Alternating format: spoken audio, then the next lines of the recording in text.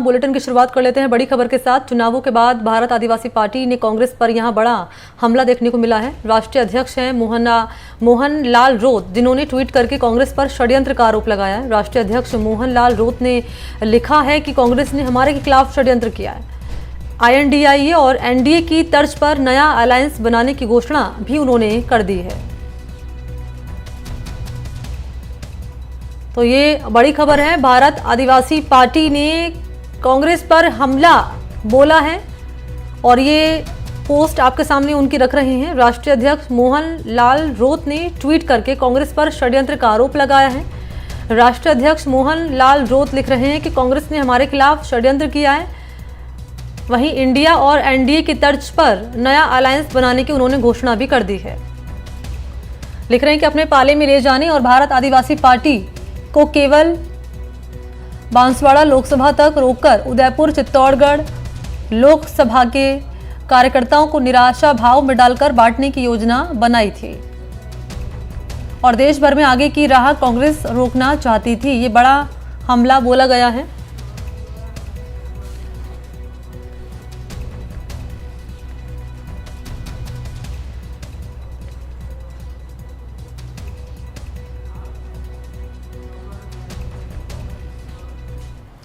और इसी पर मेरे साथ ज्यादा जानकारी लिए सहयोगी सोमू आनंद मौजूद हैं। सोमू, ये पोस्ट हम दर्शकों के सामने रख रहे हैं जो कि मोहन लाल रावत की ओर से लिखी गई है।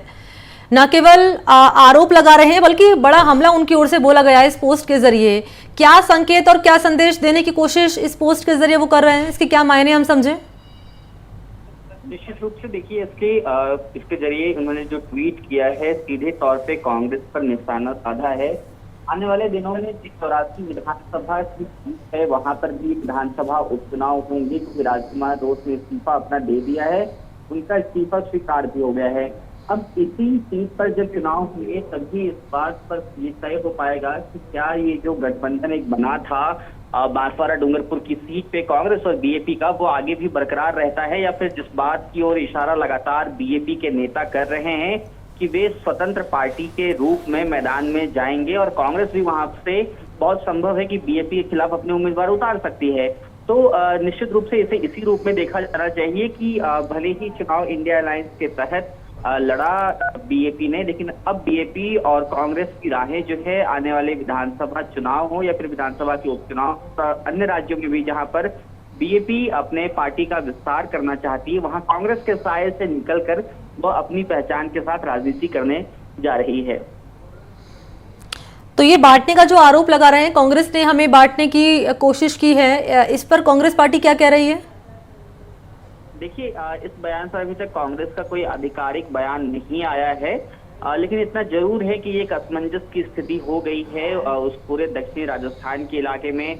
खासतौर पे अगर बांसवाड़ा डूंगरपुर सीट की बात करें तो वहां पर कांग्रेस का जो स्थानीय नेतृत्व था वह यह नहीं चाहता था शुरू में कि BJP को समर्थन दे कांग्रेस, लेकिन जब समर्थन दिया गया उसके बाद से कांग्रेस के कार्यकर्ता, कांग्रेस के नेता भी BJP के उम्मीदवार के लिए वोट मांग रहे थे।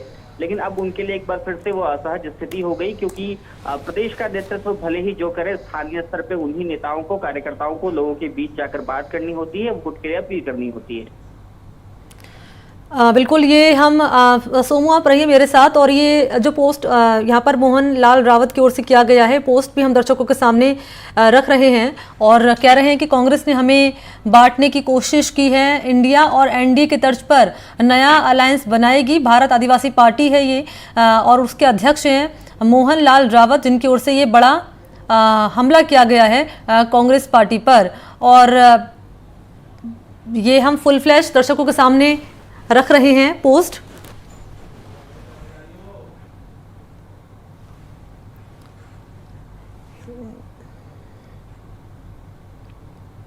इस ट्वीट को फुल फ्लैश तो कर दूं, मुझे कुछ समझ